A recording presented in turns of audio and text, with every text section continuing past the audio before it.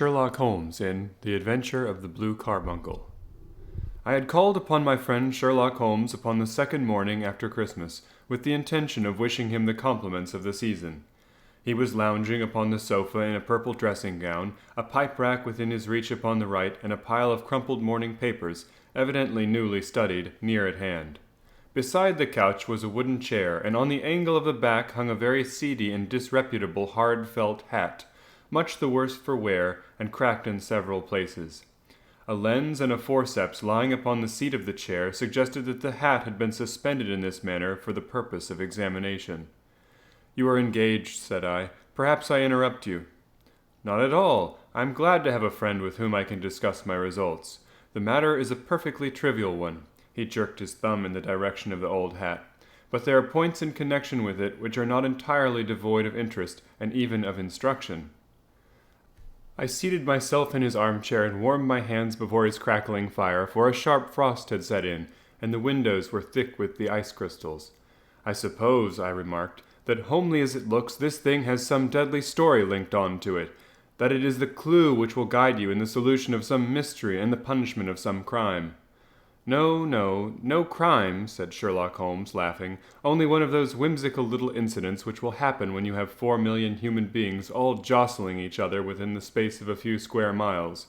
Amid the action and reaction of so dense a swarm of humanity, every possible combination of events may be expected to take place, and many a little problem will be presented which may be striking and bizarre without being criminal.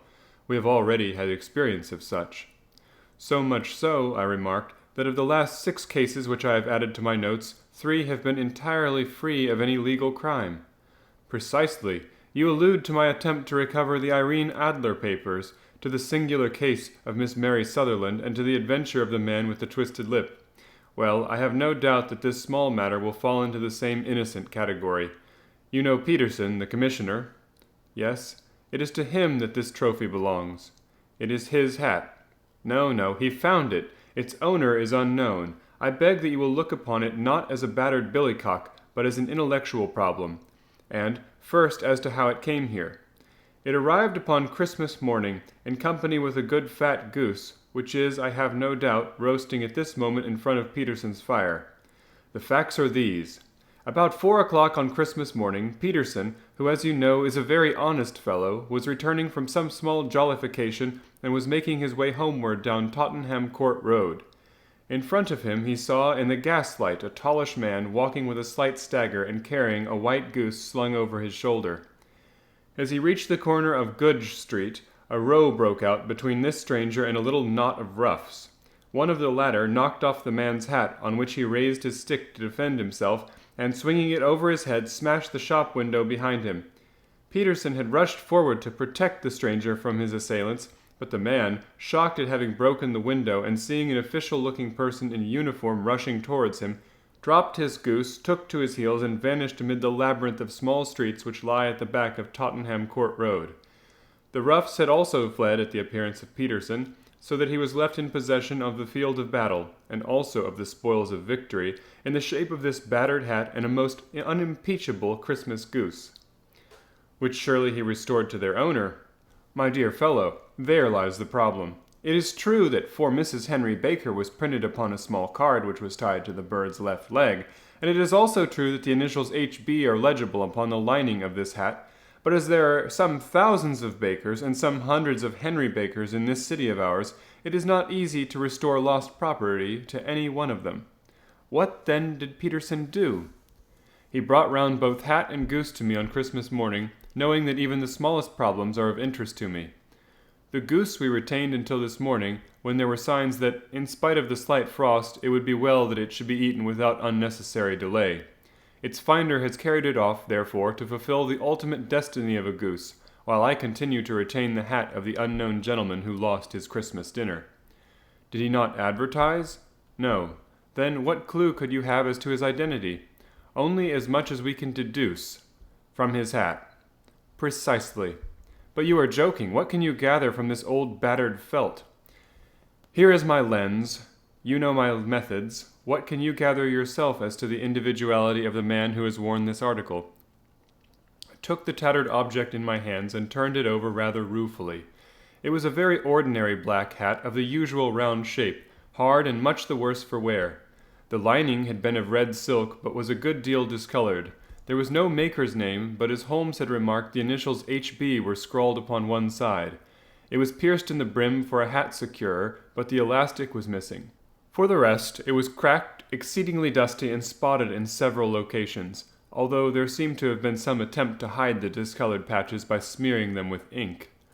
"I can see nothing," said I, handing it back to my friend. "On the contrary, Watson, you can see everything. You fail, however, to reason from what you see. You are too timid in drawing your inferences." "Then, pray tell me what it is that you can infer from this hat." He picked it up and gazed at it in the peculiar introspective fashion which was characteristic of him. "It is perhaps less suggestive than it might have been," he remarked, "and yet there are few inferences which are very distinct, and a few others which represent at least a strong balance of probability. That the man was highly intellectual is of course obvious upon the face of it, and also that he was fairly well to do within the last 3 years, although he has now fallen upon evil days. He had foresight, but has less now than formerly, pointing to a moral retrogression, which, when taken with the decline of his fortunes, seems to indicate some evil influence, probably drink, at work upon him. This may account also for the obvious fact that his wife has ceased to love him." "My dear Holmes!" "He has, however, retained some degree of self-respect," he continued, disregarding my remonstrance. "He is a man who leads a sedentary life, goes out little, is out of training entirely, is middle-aged, has grizzled hair which he has had cut within the last few days, and which he anoints with lime cream. These are the more patent facts which are to be deduced from this hat. Also, by the way, that it is extremely improbable that he has gas laid on in his house." "You are certainly joking, Holmes." "Not in the least. It is possible that even now, when I give you these results, you are unable to see how they are attained?" "I have no doubt that I am very stupid, but I must confess that I am unable to follow you. For example, how did you deduce that this man was intellectual?" For answer, Holmes clapped the hat upon his head. It came right over the forehead and settled upon the bridge of his nose. "It is a question of cubic capacity," said he. "A man with so large a brain must have had something in it." "The decline of his fortunes, then?" "This hat is 3 years old. These flat brims, curled at the edge, were in fashion then. It is a hat of the very best quality. Look at the band of ribbed silk and the excellent lining. If this man could afford to buy so expensive a hat 3 years ago, and has had no hat since, then he has assuredly gone down in the world." "Well, that is clear enough, certainly. But how about the foresight and the moral retrogression?" Sherlock Holmes laughed. "Here is the foresight," said he, putting his finger upon the little disc and loop of the hat securer. "They are never sold upon hats. If this man ordered one, it is a sign of a certain amount of foresight, since he went out of his way to take this precaution against the wind. But since we see that he has broken the elastic and has not troubled to replace it, it is obvious that he has less foresight now than formerly, which is a distinct proof of a weakening nature. On the other hand, he has endeavored to conceal some of these stains upon the felt by daubing them with ink, which is a sign that he has not entirely lost his self-respect." "Your reasoning is certainly plausible." "The further points, that he is middle-aged, that his hair is grizzled, that it has been recently cut, and that he uses lime cream, are all to be gathered from a close examination of the lower part of the lining. The lens discloses a large number of hair ends, clean cut by the scissors of the barber. They all appear to be adhesive, and there is a distinct odor of lime cream. This dust, you will observe, is not the gritty gray dust of the street, but the fluffy brown dust of the house, showing that it has been hung up indoors most of the time, while the marks of moisture upon the inside are proof positive that the wearer perspired very freely, and could therefore hardly be in the best of shape." "But his wife, you said that she had ceased to love him." "This hat has not been brushed for weeks. When I see you, my dear Watson, with a week's accumulation of dust upon your hat, and when your wife allows you to go out in such a state, I shall fear that you have also been unfortunate enough to lose your wife's affection." "But he might be a bachelor." "Nay, he was bringing home the goose as a peace offering to his wife. Remember the card upon the bird's leg." "You have an answer to everything. But how on earth do you deduce that the gas is not laid on in his house?" "One tallow stain, or even 2, might come by chance. But when I see no less than 5, I think that there can be little doubt that the individual must be brought into frequent contact with burning tallow. Walks upstairs at night probably with his hat in one hand and a guttering candle in the other. Anyway, he never got the tallow stains from a gas jet. Are you satisfied?" "Well, it is very ingenious," said I, laughing, "but since, as you said just now, there has been no crime committed and no harm done save the loss of a goose, all this seems to be rather a waste of energy." Sherlock Holmes had opened his mouth to reply, when the door flew open, and Peterson, the commissioner, rushed into the apartment with flushed cheeks and the face of a man who is dazed with astonishment. "The goose, Mr. Holmes! The goose, sir!" he gasped. "And what of it, then? Has it returned to life and flapped off through the kitchen window?" Holmes twisted himself round upon the sofa to get a fairer view of the man's excited face. "See here, sir! See what my wife found in its crop!" He held out his hand and displayed upon the center of the palm a brilliantly scintillating blue stone, rather smaller than a bean in size, but of such purity and radiance that it twinkled like an electric point in the dark hollow of his hand. Sherlock Holmes sat up with a whistle. "By Jove, Peterson," said he, "this is a treasure trove indeed. I suppose you know what you have got?" "A diamond, sir, a precious stone. It cuts into glass as though it were putty." "It's more than a precious stone.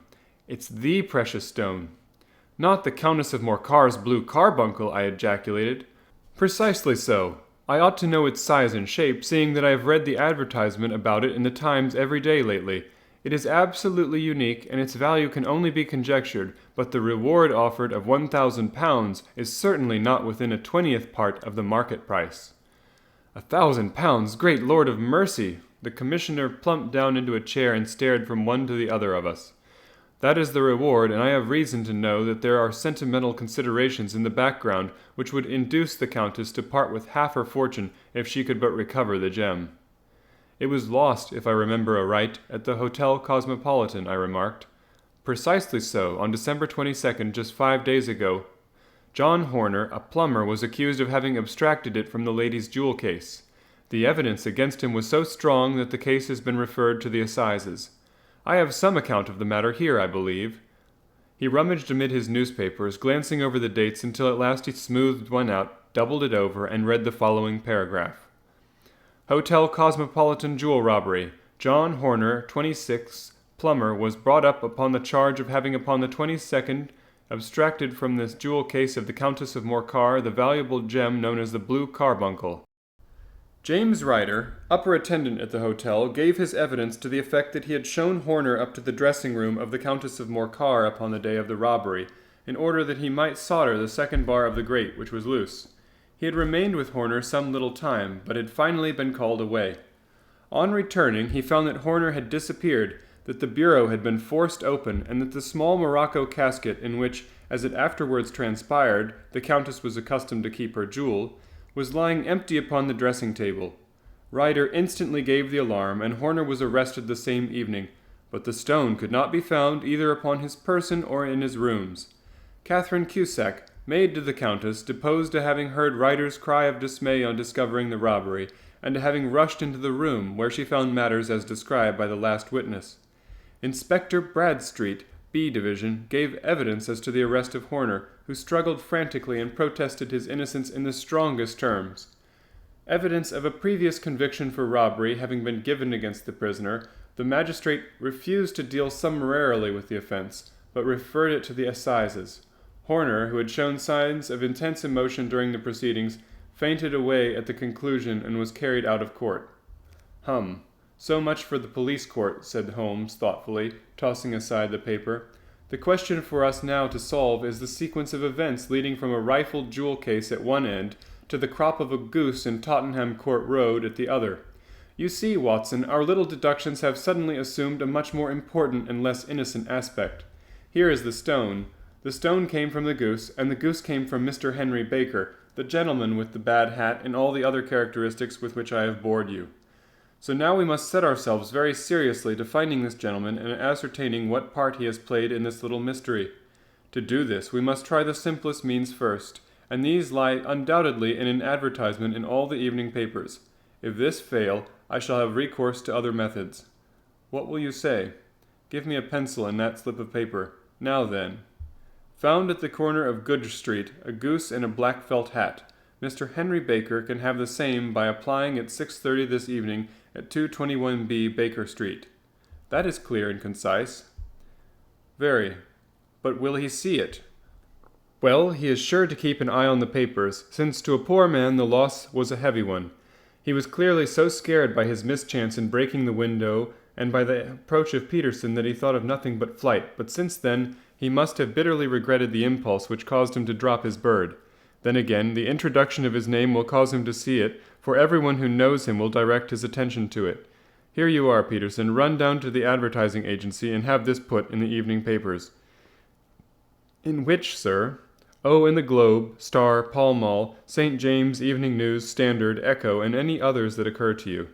Very well, sir. And this stone? Ah, yes, I shall keep the stone, thank you. And I say, Peterson, just buy a goose on your way back and leave it here with me, for we must have one to give to this gentleman in place of the one which your family is now devouring. When the commissioner had gone, Holmes took up the stone and held it against the light. It's a bonny thing, said he. Just see how it glints and sparkles. Of course, it is a nucleus and focus of crime. Every good stone is. They are the devil's pet baits. In the larger and older jewels, every facet may stand for a bloody deed. This stone is not yet 20 years old. It was found in the banks of the Amoy River in southern China, and is remarkable in having every characteristic of the carbuncle, saving that it is blue in shade instead of ruby red. In spite of its youth, it is already a sinister history. There have been 2 murders, a vitriol throwing, a suicide, and several robberies brought about for the sake of this 40-grain weight of crystallized charcoal. Who would think that so pretty a toy would be a purveyor to the gallows and the prison? I'll lock it up in my strong-box now, and drop a line to the Countess to say that we have it. Do you think that this man Horner is innocent? I cannot tell. Well then, do you imagine that this other one, Henry Baker, had anything to do with the matter? It is, I think, much more likely that Henry Baker is an absolutely innocent man who had no idea that the bird which he was carrying was of considerably more value than if it were made of solid gold. That, however, I shall determine by a very simple test if we have an answer to our advertisement. And you can do nothing until then? Nothing. In that case, I shall continue my professional round, but I shall come back in the evening at the hour you have mentioned, for I should like to see the solution of so tangled a business. Very glad to see you. I dine at 7. There is a woodcock, I believe, for supper. By the way, in view of recent occurrences, perhaps I ought to ask Mrs. Hudson to examine its crop. I had been delayed at a case, and it was a little after 6:30 when I found myself in Baker Street once more. As I approached the house, I saw a tall man in a Scotch bonnet with a coat which was buttoned up to his chin waiting outside in the bright semicircle which was thrown from the fanlight. Just as I arrived, the door was opened, and we were shown up together to Holmes's room. "Mr. Henry Baker, I believe," said he, rising from his armchair and greeting his visitor with the easy air of geniality which he could so readily assume. "Pray take this chair by the fire, Mr. Baker. It is a cold night, and I observe that your circulation is more adapted for summer than for winter. Ah, Watson, you have just come at the right time. Is that your hat, Mr. Baker?" "Yes, sir, that is undoubtedly my hat." He was a large man with rounded shoulders, a massive head, and a broad and intelligent face, sloping down to a pointed beard of grizzled brown. A touch of red in nose and cheeks, with a slight tremor of his extended hand, recalled Holmes's surmise as to his habits. His rusty black frock coat was buttoned right up in front, with the collar turned up, and his lank wrists protruded from his sleeves without a sign of a cuff or shirt. He spoke in a slow staccato fashion, choosing his words with care, and gave the impression generally of a man of learning and letters who had ill usage at the hands of fortune. "We have retained these things for some days," said Holmes, "because we expected to see an advertisement from you giving your address. I am at a loss to know now why you did not advertise." Our visitor gave a rather shamefaced laugh. "Shillings have not been so plentiful with me as they once were," he remarked. "I had no doubt that the gang of roughs who assaulted me had carried off both my hat and the bird. I did not care to spend more money in a hopeless attempt at recovering them." "Very naturally. By the way, about the bird, we were compelled to eat it." "To eat it?" Our visitor half rose from his chair in his excitement. "Yes, it would have been of no use to anyone had we not done so. But I presume that this other goose upon the sideboard, which is about the same weight and perfectly fresh, will answer your purpose equally well?" "Oh, certainly, certainly," answered Mr. Baker with a sigh of relief. "Of course, we still have the feathers, legs, crop, and so on of your own birds, so if you wish—" The man burst into a hearty laugh. "They might be useful to me as relics of my adventure," said he, "but beyond that I can hardly see what use the disjecta membra of my late acquaintance are going to be to me. No, sir, I think that, with your permission, I will confine my attentions to the excellent bird which I perceive upon the sideboard." Sherlock Holmes glanced sharply across at me with a slight shrug of his shoulders. "There is your hat, then, and there is your bird," said he. "By the way, would it bore you to tell me where you got the other one from? I am somewhat of a fowl fancier, and I have seldom seen a better grown goose." "Certainly, sir," said Baker, who had risen and tucked his newly gained property under his arm. "There are a few of us who frequent the Alpha Inn near the museum. We are to be found in the museum itself during the day, you understand. This year our good host, Windigate by name, instituted a goose club by which, on consideration of some few pence every week, we were each to receive a bird at Christmas. My pence were duly paid, and the rest is familiar to you. I am much indebted to you, sir, for a Scotch bonnet is fitted neither to my years nor my gravity." With a comical pomposity of manner, he bowed solemnly to both of us and strode off upon his way. "So much for Mr. Henry Baker," said Holmes, when he had closed the door behind him. "It is quite certain that he knows nothing whatever about the matter. Are you hungry, Watson?" "Not particularly." "Then I suggest that we turn our dinner into a supper and follow up this clue while it is still hot." "By all means." It was a bitter night, so we drew on our ulsters and wrapped cravats about our throats. Outside, the stars were shining coldly in a cloudless sky, and the breath of the passers-by blew out into smoke like so many pistol shots. Our footfalls rang out crisply and loudly as we swung through the Doctor's Quarter, Wimpole Street, Harley Street, and so through Wigmore Street into Oxford Street. In a quarter of an hour we were in Bloomsbury at the Alpha Inn, which is a small public house at the corner of one of the streets which runs down into Holborn. Holmes pushed open the door of the private bar and ordered 2 glasses of beer from the ruddy-faced, white-aproned landlord. "Your beer should be excellent, if it is as good as your geese," said he. "My geese?" The man seemed surprised. "Yes, I was speaking only half an hour ago to Mr. Henry Baker, who is a member of your goose club." "Ah, yes, I see. But you see, sir, them's not our geese." "Indeed? Whose then?" "Well, I got the 2 dozen from a salesman in Covent Garden." "Indeed, I know some of them. Which was it?" "Breckenridge is his name." "Ah, I don't know him. Well, here's your good health, landlord, and prosperity to your house. Good night." "Now for Mr. Breckenridge," he continued, buttoning up his coat as we came out into the frosty air. "Remember, Watson, that though we have so homely a thing as a goose at one end of this chain, we have at the other a man who will certainly get 7 years' penal servitude unless we can establish his innocence. It is possible that our inquiry may but confirm his guilt, but in any case we have a line of investigation which has been missed by the police, and which a singular chance has placed in our hands. Let us follow it out to the bitter end. Faces to the south, then, and quick march." We passed across Holborn, down Endell Street, and so through a zigzag of slums to Covent Garden Market. One of the largest stalls bore the name of Breckenridge upon it, and the proprietor, a horsey-looking man with a sharp face and trim side-whiskers, was helping a boy to put up the shutters. "Good evening. It's a cold night," said Holmes. The salesman nodded and shot a questioning glance at my companion. "Sold out of geese, I see," continued Holmes, pointing at the bare slabs of marble. "Let you have 500 tomorrow morning." "That's no good."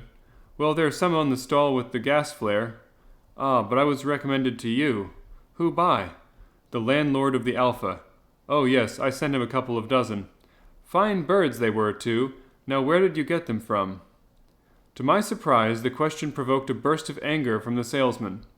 "Now then, mister," said he, with his head cocked and his arms akimbo, "what are you driving at? Let's have it straight now." "It is straight enough. I should like to know who sold you the geese which you supplied to the Alpha." "Well, then, I shan't tell you. So now." "Oh, it is a matter of no importance, but I don't know why you should be so warm over such a trifle." "Warm? You'd be as warm, maybe, if you were as pestered as I am. When I pay good money for a good article, there should be an end to the business. But where are the geese, and who did you sell the geese to, and what will you take for the geese? One would think they were the only geese in the world to hear the fuss that is made over them." "Well, I have no connection with any other people who have been making inquiries," said Holmes carelessly. If you won't tell us, the bet is off, that is all. But I am always ready to back my opinion on a matter of fowls, and I have a fiver on it that the bird I ate is a country bred." "Well, then, you've lost your fiver, for it's town bred," snapped the salesman. "It's nothing of the kind." "I say it is. I don't believe it." "Do you think you know more about fowls than I, who have handled them ever since I was a nipper? I'll tell you, all those birds that went to the Alpha were town bred." "You'll never persuade me to believe that." "Will you bet, then?" "It's merely taking your money, for I know that I am right, but I'll have a sovereign on with you, just to teach you not to be obstinate." The salesman chuckled grimly. "Bring me the books, Bill," said he. The small boy brought round a small, thin volume and a great greasy-backed one, laying them out together beneath the hanging lamp. "Now then, Mr. Cocksure," said the salesman, "I thought that I was out of geese, but before I finish you'll find that there is still one left in my shop. You see this little book? Well, that's the list of the folk from whom I buy, do you see? Well then, here on this page are the country folk, and the numbers after their names are where their accounts are in the big ledger. Now then, you see this other page in red ink? Well, that is a list of my town suppliers. Now look at that third name, just read it out to me. Mrs. Oakshott, 117 Brixton Road, read Holmes. "Quite so. Now turn that up in the ledger." Holmes turned to the page indicated. "Here you are, Mrs. Oakshott, 117 Brixton Road, egg and poultry supplier. Now then, what's the last entry? December 22nd, 24 geese at 7 shillings. Quite so, there you are, and underneath, sold to Mr. Windigate of the Alpha at 12 shillings. What have you to say now?" Sherlock Holmes looked deeply chagrined. He drew a sovereign from his pocket and threw it down upon the slab, turning away with the air of a man whose disgust is too deep for words. A few yards off he stopped under a lamp-post and laughed in the hearty, noiseless fashion which was peculiar to him. "When you see a man with whiskers of that cut, and the pink 'un protruding out of his pocket, you can always draw him by a bet," said he. "I dare say that if I had put £100 down in front of him, that man would not have given me such complete information as was drawn from him by the idea that he was doing me on a wager. Well, Watson, we are, I fancy, nearing the end of our quest, and the only point which remains to be determined is whether we should go on to this Mrs. Oakshott's tonight, or whether we should reserve it for tomorrow. It is clear from what that surly fellow said, there are others besides ourselves who are anxious about the matter, and I should—" His remarks were suddenly cut short by a loud hubbub which broke out from the stall which we had just left. Turning round, we saw a little rat-faced fellow standing in the center of the circle of yellow light which was thrown by the swinging lamp, while Breckenridge, the salesman, framed in the door of his stall, was shaking his fists fiercely at the cringing figure. "I've had enough of you and your geese," he shouted. "I wish you were all at the devil's together. If you come pestering me any more with your silly talk, I'll set the dog at you. You bring Mrs. Oakshott here and I'll answer her, but what have you to do with it? Did I buy the geese off you?" "No, but one of them was mine all the same," whined the little man. "Well then, ask Mrs. Oakshott for it." "She told me to ask you." "Well, you can ask the King of Prussia for all I care. I've had enough of it. Get out of this." He rushed fiercely forward, and the inquirer flitted away into the darkness. "Ha! This may save us a visit to Brixton Road," whispered Holmes. "Come with me, and we will see what is to be made of this fellow." Striding through the scattered knots of people who lounged round the flaring stalls, my companion speedily overtook the little man and touched him upon the shoulder. He sprang round, and I could see in the gaslight that every vestige of color had been driven from his face. "Who are you, then? What do you want?" he asked in a quavering voice. "You will excuse me," said Holmes blandly, "but I could not help overhearing the questions which you put to the salesman just now. I think that I could be of assistance to you." "You? Who are you? How could you know anything of the matter?" "My name is Sherlock Holmes. It is my business to know what other people don't know." "But you can know nothing of this." "Excuse me, I know everything of it. You are endeavoring to trace some geese which were sold by Mrs. Oakshott of Brixton Road to a salesman named Breckenridge, by him in turn to Mr. Windigate of the Alpha, and by him to his club, of which Mr. Henry Baker is a member." "Oh, sir, you are the very man whom I've longed to meet," cried the little fellow with the outstretched hands and quivering fingers. "I can hardly explain to you how interested I am in this matter." Sherlock Holmes hailed a four-wheeler which was passing. "In that case, we had better discuss it in a cozy room rather than in this wind-swept marketplace," said he. "But pray tell me, before we go farther, who it is that I have the pleasure of assisting." The man hesitated for an instant. "My name is John Robinson," he answered with a sidelong glance. "No, the real name," said Holmes sweetly. "It is always awkward doing business with an alias." A flush sprang to the white cheeks of the stranger. "Well then," said he, "my real name is James Ryder." "Precisely so, head attendant at the Hotel Cosmopolitan. Pray step into the cab, and I shall soon be able to tell you everything which you would wish to know." The little man stood glancing from one to the other of us with half-frightened, half-hopeful eyes, as one who is not sure whether he is on the verge of a windfall or of a catastrophe. Then he stepped into the cab, and in half an hour we were back in the sitting-room at Baker Street. Nothing had been said during our drive, but the high, thin breathing of our new companion and the claspings and unclaspings of his hands spoke of the nervous tension within him. "Here we are," said Holmes cheerily as we filed into the room. "The fire looks very seasonable in this weather. You look cold, Mr. Ryder. Pray take the basket chair. I will just put on my slippers before we settle this little matter of yours. Now then, you want to know what became of those geese?" "Yes, sir. Or rather, I fancy, of that goose. It was one bird, I imagine, in which you were interested, white with a black bar across the tail." Ryder quivered with emotion. "Oh, sir," he cried, "can you tell me where it went to?" "It came here." "Here?" "Yes, and a most remarkable bird it proved. I don't wonder that you should take an interest in it. It laid an egg after it was dead, the bonniest, brightest little blue egg that ever was seen. I have it here in my museum." Our visitor staggered to his feet and clutched the mantelpiece with his right hand. Holmes unlocked his strong-box and held up the Blue Carbuncle, which shone out like a star with a cold, brilliant, many-pointed radiance. Ryder stood glaring with a drawn face, uncertain whether to claim or to disown it. "The game's up, Ryder," said Holmes quietly. "Hold up, man, or you'll be into the fire. Give him an arm back into his chair, Watson. He's not got blood enough to go in for felony with impunity. Give him a dash of brandy. So, now he looks a little more human. What a shrimp it is, to be sure." For a moment he had staggered and nearly fallen, but the brandy brought a tinge of color into his cheeks, and he sat staring with frightened eyes at his accuser. "I have almost every link in my hands and all the proofs which I could possibly need, so there is little which you will need to tell me. Still, that little may as well be cleared up to make the case complete. You had heard, Ryder, of this blue stone of the Countess of Morcar's?" "It was Catherine Cusack who told me of it," said he in a crackling voice. "I see, her ladyship's waiting-maid. Well, the temptation of sudden wealth so easily acquired was too much for you, as it has been for better men before you. But you were not very scrupulous in the means you used. It seems to me, Ryder, that there is the making of a pretty villain in you. You knew that this man, Horner, the plumber, had been concerned in some such matter before, and that suspicion would rest the more readily upon him. What did you do then? You made some small job in my lady's room, you and your confederate Cusack, and you managed that he should be the man sent for. Then when he had left, you rifled the jewel case, raised the alarm, and had this unfortunate man arrested. You then—" Ryder threw himself down suddenly upon the rug and clutched at my companion's knee. "For God's sake, have mercy," he shrieked. "Think of my father, of my mother. It would break their hearts. I never went wrong before. I never will again, I swear it. I swear it on a Bible. Oh, don't bring it into court. For Christ's sake, don't." "Get back into your chair," said Holmes sternly. "It is very well to cringe and crawl now, but you thought little enough of this poor Horner in the dock for a crime of which he knew nothing." "I will fly, Mr. Holmes. I will leave the country, sir. Then the charge against him will break down." "Hum. We will talk about that.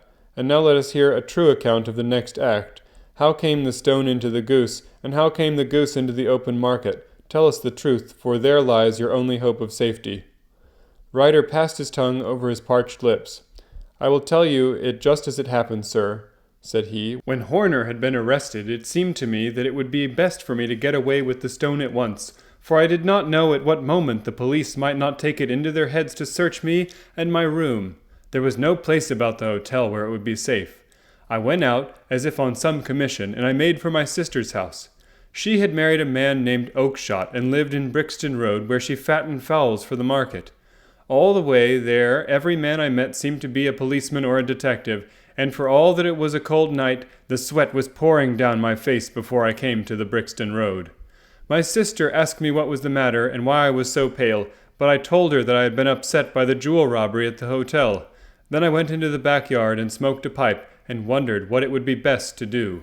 I had a friend once called Maudsley who went to the bad and has just been serving his time in Pentonville.